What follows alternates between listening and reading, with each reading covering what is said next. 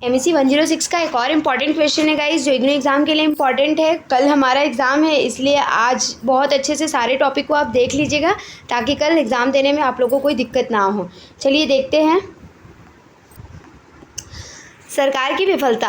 बकनन 1962 में जिन्होंने एक सिद्धांत दिया था, उसका तर्क है कि जबकि लोकतंत्र व्यक्ति और बाज़ार की स्वतंत्रता को बढ़ावा देने के लिए सबसे अच्छा है, यह ज़रूरी नहीं कि यह एक बहुत ही कुशल लोकतंत्र प्रणाली हो। लोकतंत्र का मूल विचार यह है कि लोग अपने प्रतिनिधि का चुनाव गुप्त मतदान द्वारा करते हैं और बहुमत पाने वाले राजनीतिक दल सरकार बनाता है।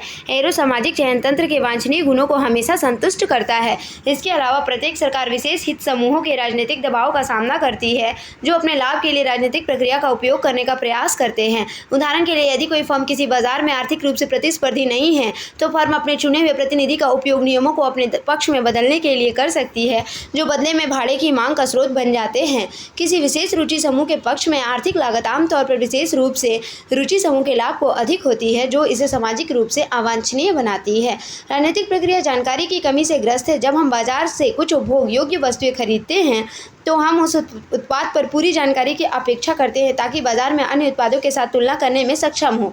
यदि निर्माता उत्पाद की गुणवत्ता पर धोखा देते हैं, तो उत्पादों को विक्रेता वापस किया जा सकता है। मतदान के मामले में दूसरी ओर हम प्रतियोगी विषयक जानकारी का अभाव ही पाते हैं। वास्तविक जानकारी के अभाव में नागरिक अपने प्रतिनिधियों को मतदान करते समय अपनी मन की भावना पर भरोसा करने के लिए मजबूर होते हैं और उम्मीदवार भी अधिक जानकारी का खुलासा नहीं कर सकते। हम उपभोग भाग में जो 8.3.2 है, उसमें जानते हैं कि एक माध्यिका मतदाता विजेता के लिए मत करता है, लेकिन माध्यिका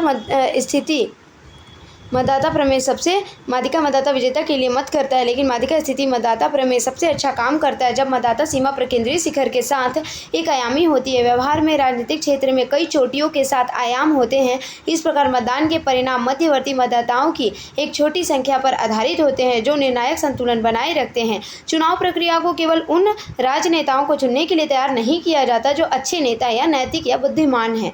सरकारी अधिकारी आमतौर पर नौकरशाहों के शीर्ष स्तर पर कब्जा करने वाली राजनीतिक नियुक्तियों के साथ सरकार के रोजमर्रा के कार्यों का प्रबंधन करते हैं। इस प्रकार राजनीतिक नेता बदल सकते हैं, लेकिन सार्वजनिक अधिकारी प्रशासन में स्थिरता बनाए रखते हैं।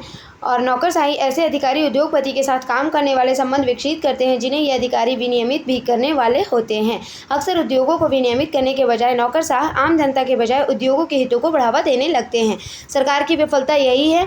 आप इसे देख लीजिएगा। ये एग्जाम पॉइंट ऑफ व्यू से मुझे इंपॉर्टेंट लग रहा है, इसलिए आप इसे पढ़ लीजिएगा।